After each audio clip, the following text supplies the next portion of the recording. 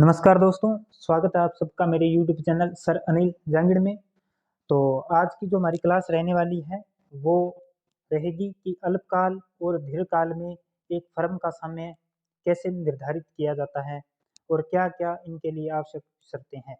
और साथ में हम पढ़ेंगे कि दीर्घकाल में उद्योग का समय कैसे निर्धारित होता है। तो आज की क्लास हमारी इन टॉपिक्स पर रहेंगी। सबसे पहले हम देखेंगे कि जो अल्पकाल में फर्म का समय है उसके बारे में। अल्पकाल में फर्म का समय देखिए, सबसे पहले हम बात करते हैं इसके अंदर कि अल्पकाल में क्या होता है। अल्पकाल में फर्म उत्पादन के जो स्थिर साधनों को अपरिवर्तित रखते हुए परिवर्तनशील साधनों में परिवर्तन कर सकती है। स्थिर साधन तो अपरिवर्तित रहेंगे, लेकिन जो परिवर्तनशील साधन है उनमें परिवर्तन कर सकती है। इसका जो परिणाम क्या होता है कि फर्म को अल्पकाल में असामान्य लाभ प्राप्त हो सकता है, हानि हो सकती है और जो है सामान्य लाभ भी उसे प्राप्त हो सकता है। तो इस संदर्भ में हम तीनों ही स्थितियों की बात करेंगे कि असामान्य लाभ की स्थिति, सामान्य लाभ की स्थिति और हानि की स्थिति के बारे में हम पढ़ेंगे आज की क्लास में। तो सबसे पहले हम बात करते हैं असामान्य लाभ की स्थिति। असामान्य लाभ की स्थिति देखिए, असामान्य लाभ की स्थिति तो देखिए, अल्पकाल में एक फर्म का समय कब निर्धारित होता है, जब जो औसत आगम है वो ज्यादा होगी औसत लागत के साथ। अल्पकाल में फर्म को उस समय असामान्य लाभ प्राप्त होगा जब उसकी औसत लागत से अधिक होगी। पहली बात तो ये। इसके बाद में हम इसे इस रेखा चित्र के द्वारा समझेंगे अच्छे से। देखिए, रेखा चित्र के अनुसार जो साम्य है वो ई बिंदु पर होगा। साम्य कहाँ होगा? ई बिंदु पर होगा, क्योंकि यहाँ पर साम्य की जो शर्तें हैं वो पूरी होती है। यहाँ पर देखिए, जो साम्य बिंदु के अनुरूप ही यहाँ पर जो ओ ए कीमत जो है निर्धारित होती है, और जिस पर जो कुल उत्पादन की मात्रा है, कुल उत्पादन की मात्रा वो क्या निर्धारित होती है? OQ1 निर्धारित होती है। यहाँ पर औसत आगम और सीमांत औसत आगम जो है औसत लागत से अधिक है। यहाँ पर जो औसत आगम है वो औसत लागत से क्या है? अधिक है इस बिंदु पर। तो यहाँ पर देखिए, औसत जो लागत है वो कम है, लेकिन जो औसत आगम है वो ज्यादा है। तो यहाँ पर जो प्रति इकाई लाभ है, प्रति इकाई लाभ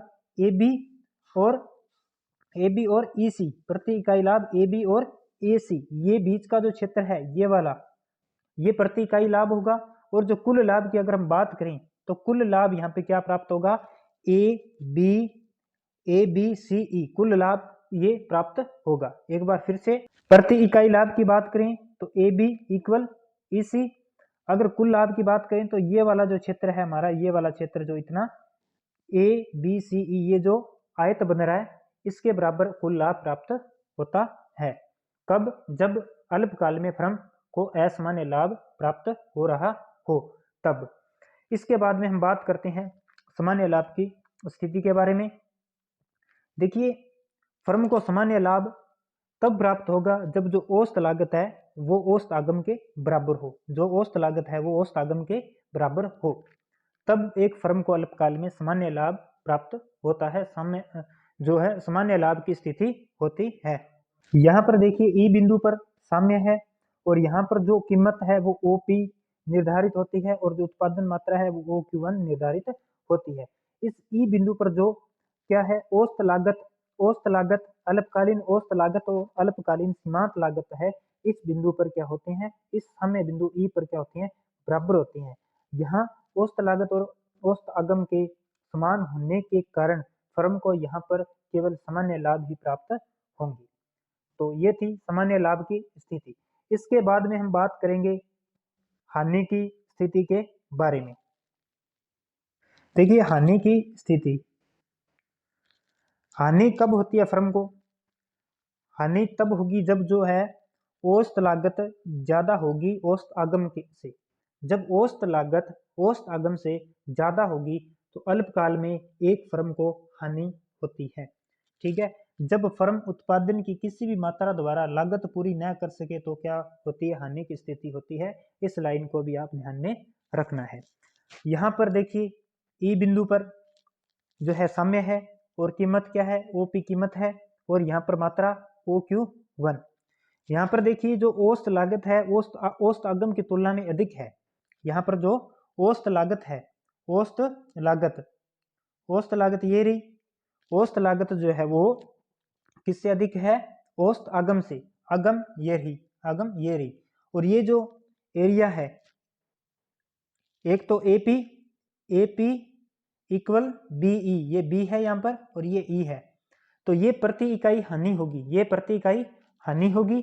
और अगर कुल हानि की हम बात करें तो ये जो आयत बन रहा है यहाँ पर, ये जो आयत है APEB, ये जो पूरा क्षेत्र है ये वाला, ये पूरा क्षेत्र है, ये क्या है, हानि को दर्शा रहा है। तो यहाँ पर फर्म को क्या होगी, हानि होगी, यानी कि ये फर्म की कुल हानि हो जाएगी। तो ये बात थी अल्पकाल में सामान्य लाभ, असामान्य लाभ और हानि की स्थिति के बारे में।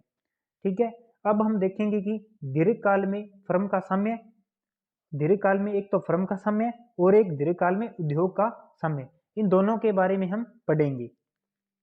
तो चलिए अब हम बात करते हैं दीर्घकाल में एक फर्म का साम्य। ध्यान रखना, फर्म का साम्य और उद्योग का साम्य दोनों में डिफरेंट है, अंतर है दोनों में, तो ये आप अच्छे से समझ लीजिएगा। पहले बात करते हैं, सबसे पहले दीर्घकाल में फर्म को सामान्य लाभ प्राप्त होता है। दीर्घकाल में एक फर्म को सामान्य लाभ प्राप्त होता है। दीर्घकाल में क्या होता है, जो फर्में हैं अपनी आकार में परिवर्तन करके उत्पादन की मात्रा को मांग के अनुरूप परिवर्तित कर सकती है। किसके अनुरूप, मांग के अनुरूप परिवर्तन कर सकती है। इसलिए उद्योग में स्थित सभी फर्मों को केवल सामान्य लाभ की प्राप्ति ही होती है।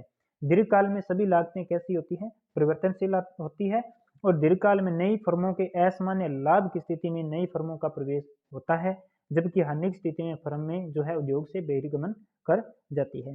तो दीर्घकाल में एक तो ये बात ध्यान में रखना कि दीर्घकाल में फर्म को सामान्य लाभ प्राप्त होता है, और इसकी मुख्य 2 शर्तें हैं जिन्हें आपने ध्यान में रखना है। सबसे पहले हम बात करते हैं कि जो दीर्घकालीन सीमांत आगम है वो बराबर होने चाहिए दीर्घकालीन सीमांत लागत के। पहली शर्त ये आवश्यक है, दीर्घकालीन सीमांत आगम, दीर्घकालीन सीमांत लागत दोनों क्या होनी चाहिए, बराबर होनी चाहिए, पहली शर्त। इसके बाद में बात करें नेक्स्ट नंबर 2, जो ये दीर्घकालीन सीमांत लागत वक्र है, दीर्घकालीन सीमांत लागत वक्र है, दीर्घकालीन सीमांत आगम वक्र को नीचे से ऊपर की ओर काटता हुआ आना चाहिए, नीचे से ऊपर की ओर काटता हुआ होना चाहिए, यानी कि दीर्घकालीन सीमांत लागत वक्र। तो रेखा चित्र में देखिए दीर्घकालीन सीमांत लागत वक्र, तो ये रहा दीर्घकालीन सीमांत लागत वक्र, ये दीर्घकालीन सीमांत लागत वक्र है। किसे काटता हुआ होना चाहिए, दीर्घकालीन सीमांत आगम वक्र को, दीर्घकालीन सीमांत आगम वक्र को, और ये रहा दीर्घकालीन सीमांत आगम वक्र। तो इसे ये नीचे से काट रहा है, ये इसे नीचे से काट रहा है, तो ये दूसरी शर्त है इसकी। यानी कि ये जो बिंदु है यहाँ पर साम्य, तो अब साम्य कहाँ होगा, साम्य होगा जहां पर जो है दीर्घकालीन सीमांत आगम बराबर होगी दीर्घकालीन सीमांत लागत के, बराबर होगी औसत आगम, बराबर होगी दीर्घकालीन औसत लागत, बराबर होगी अल्पकालीन औसत लागत, बराबर होगी अल्पकालीन सीमांत लागत। जहां पर ये सारे बराबर हो जाएंगे वहां पर एक फर्म का साम्य निर्धारित होता है। और ये जो स्थिति है, इस स्थिति को जो है फर्म को अनुकूलतम फर्म कहते हैं। इस स्थिति में फर्म को क्या कहा जाता है, फर्म को इस स्थिति में अनुकूलतम फर्म कहा जाता है। यहाँ पर ई बिंदु पर साम्य है, जो मात्रा है वो क्यू मात्रा है, और ओपी कीमत निर्धारित होती है, ओपी साम्य कीमत, OQ1 साम्य मात्रा, और ई जो है वो साम्य बिंदु हो जाएगा।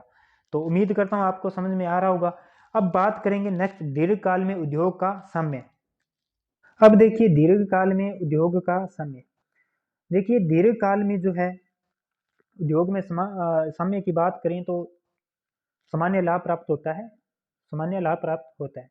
देखिए दीर्घकाल में उद्योग में साम्य की स्थिति में सभी फर्मों को सामान्य लाभ की प्राप्ति होगी, क्योंकि सभी फर्मों को प्राप्त कीमत उनकी उत्पादन लागत के बराबर होती है। कीमत किसके बराबर होती है, कीमत जो है वो उत्पादन लागत के बराबर होती है, उत्पादन लागत के बराबर होती है। और सभी फर्मों का कार्य अनुकूलतम होता है। अकुशल फर्में उद्योग छोड़ देती हैं, और दीर्घकाल में उद्योग की साम्यावस्था में जो है उद्योग दीर्घकाल में उद्योग की बात करें यहाँ पर उद्योग की, तो जो है कीमत बराबर औसत लागत बराबर औसत आगम बराबर दीर्घकालीन सीमांत आगम बराबर दीर्घकालीन सीमांत लागत होना चाहिए।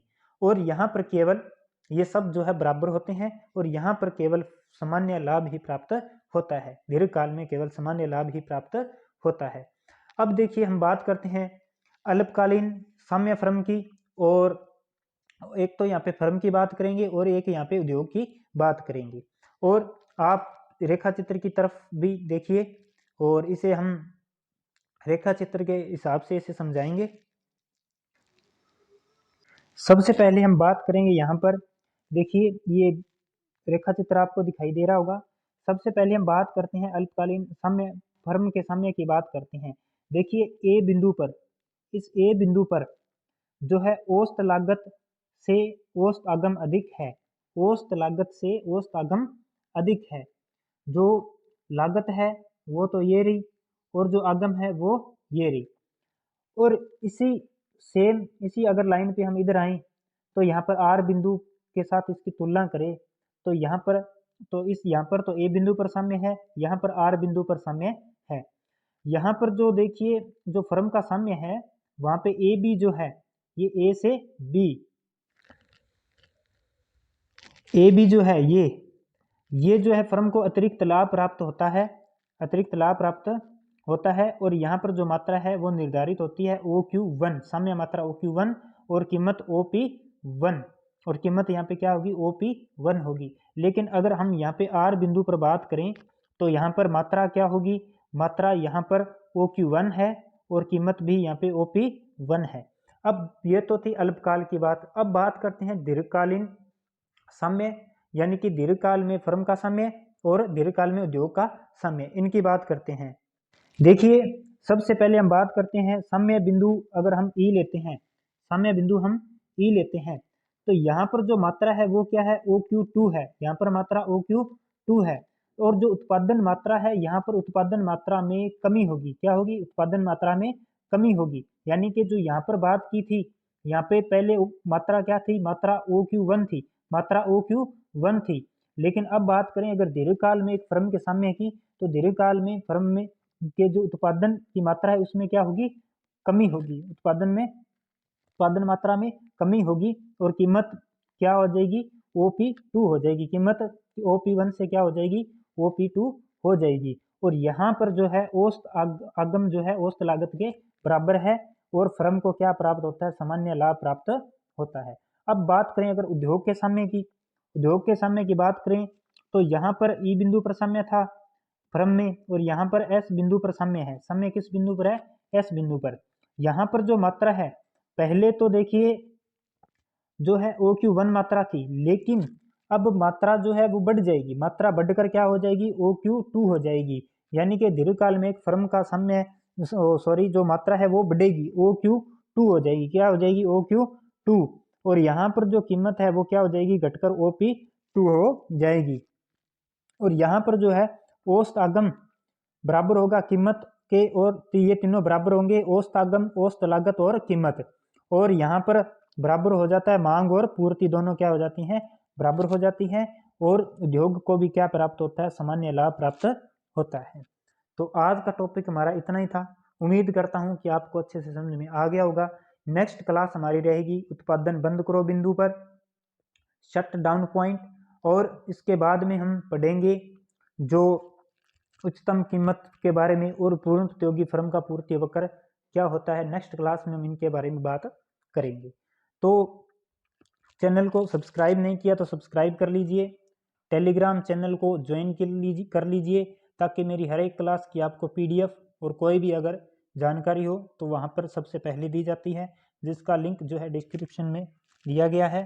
तो वहाँ से चैनल को ज्वाइन कीजिए और ज़्यादा से ज़्यादा शेयर कीजिए, लाइक ज़रूर कीजिए, कमेंट ज़रूर कीजिए। थैंक यू, मिलते हैं नेक्स्ट क्लास में।